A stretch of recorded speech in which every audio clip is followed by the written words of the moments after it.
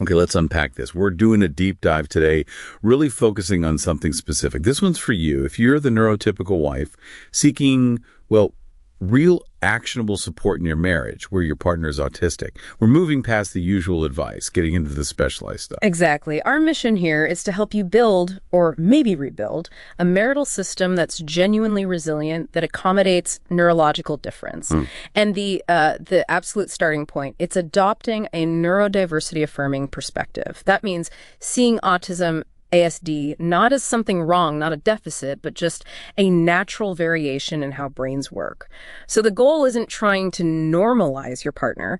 It's finding what the sources call motivated peace with the differences. Appreciating strengths, yes, but also understanding those distinct processing needs. Okay, let's get into the friction point, the thing that often leads to burnout for the NT partner. Why does that happen? Yeah. Well, it often comes down to what we call the causal link.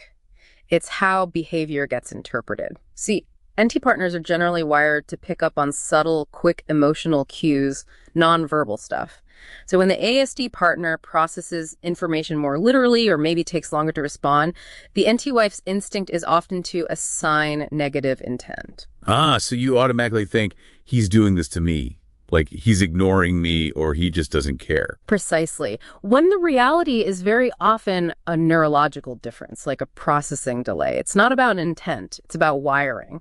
That sounds hard. I mean, overriding a deeply ingrained instinct like that, how do you actually do that? That's where cognitive restructuring is key. It's probably the most valuable tool, really. It means you consciously, actively override that first interpretation. So instead of thinking he's stonewalling, you learn to reframe it internally. Okay, processing delay happening, need to cut to 30 seconds, or maybe let's revisit this in writing later. Shifting from feeling rejected to recognizing difference, that's fundamental. And it's not just about emotional signals, is it? The environment plays a big role, too. Oh, absolutely. The sensory context is huge and often overlooked. A lot of stress can be driven by just differences in sensory processing, maybe overstimulation from noise, bright lights, even strong smells. So being proactive about adapting the environment, reducing those sensory triggers, that's a major way to lower stress for your partner, prevent autistic burnout, and, that helps reduce your stress, too. Okay, so if intent versus difference is the core issue, then standard communication methods, they probably don't work so well. The sources mention something called the double empathy problem. What's that about for a listener? Yeah, the double empathy problem basically means that both partners struggle to intuitively understand the other's way of experiencing the world and communicating.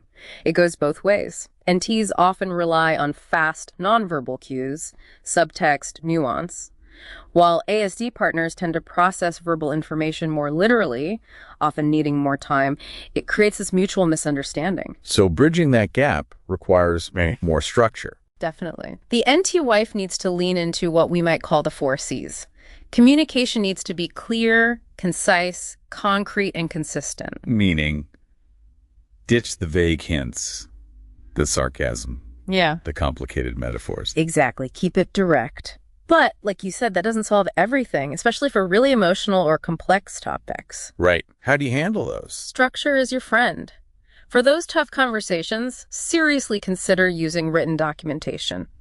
It gives your ASD partner the time and space they need to process without the pressure of an immediate verbal back and forth. And also implement scheduled check-ins, like a dedicated weekly meeting. It provides predictability for difficult talks, helps contain the emotional load to a specific time. Okay, let's talk about fairness, about equity. One big risk highlighted is this emotional labor asymmetry, sometimes called slow self-erasure, where the NT wife ends up carrying way more of the mental load, the planning, the love as logistics work. It's a really common and significant pain point. The solution involves a shift.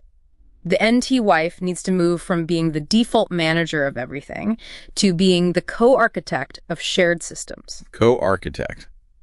How's it different from just like delegating tasks? Good question. Delegation often fails because the NT partner still holds the mental responsibility, remembering the task exists, checking if it got done, managing the overall system. Co-architecture means the ASD husband has to take genuine ownership of his parts, filling in his sections of the shared visual schedule, maintaining his designated tasks within the system you build together. If you're still the one maintaining the system itself, the imbalance remains. The goal is shared effort, made possible by clear, externalized structures. Got it. That's a crucial distinction. And doing all this translation, system building, managing your own reactions, it takes energy. Which brings us to self-care. Yes, the self-care mandate. It's not optional, it's essential. As the NT wife, you have to see your own recovery and well-being as non-negotiable. You need to actively ration your resources because it can feel like you're running, well, two nervous systems at once, and that leads straight to depletion if you don't refuel. And sometimes this complexity just requires outside help, doesn't it? Specialized help. It often does, and it's really important to prioritize finding a certified neurodiverse couples therapist, an NDCT. That specialization matters because they understand the neurological lens. They act as a kind of good faith translator, explaining differences without judgment, moving beyond standard NT relationship models. It really changes the game for problem solving. Yeah, and it's interesting how the sources note that intimacy can really improve when couples do things like a sensory inventory, figuring out what feels good or bad sensorily, and setting up clear pause signals during closeness. Structure supporting connection again. Absolutely. Look, beyond the logistics, connection often comes down to translation. You need to remember and actively look for the ways your ASD partner does express love. It might not be typical romance. It could be acts of service, deep loyalty, sharing incredibly detailed info about a special interest. Part of your work as the NT wife is learning to translate those actions, those gestures, into felt love, recognizing them for the expressions of care they often are.